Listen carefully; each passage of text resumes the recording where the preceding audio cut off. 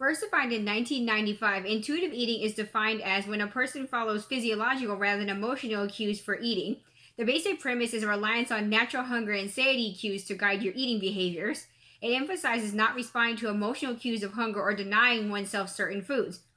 It can have a negative association with eating disorders, but if one uses it positively to control their eating habits rather than associate negative emotions such as guilt or shame with it, it can be an effective way of managing our diets.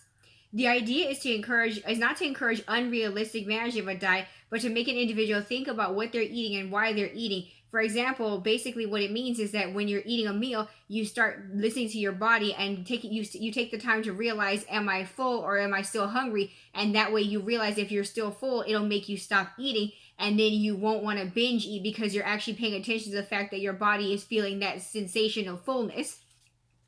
It is still possible, however, to eat poorly while eating intuitively, so it is our responsibility to make sure that we're getting a balanced diet of fruits, veggies, and proteins that go with our daily caloric intake needs.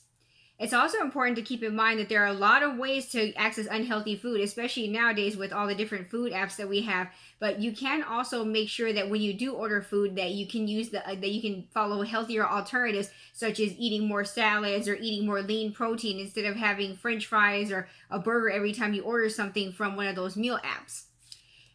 We know that it's going to be challenging to manage your eating habits right now because everybody's feeling a bit of emotional distress right now with having to shelter in place and having feelings of loneliness and feelings of food insecurity because of your lack of income. But it's important to remember that if you do have issues with maintaining a healthy diet, the most important takeaway right now is to remember that the best way to prevent weight gain right now or at any time in your life is to make sure that you're consuming an amount of calories that is equal to the amount of activity that you're doing. So we're going to talk about that on the next slides.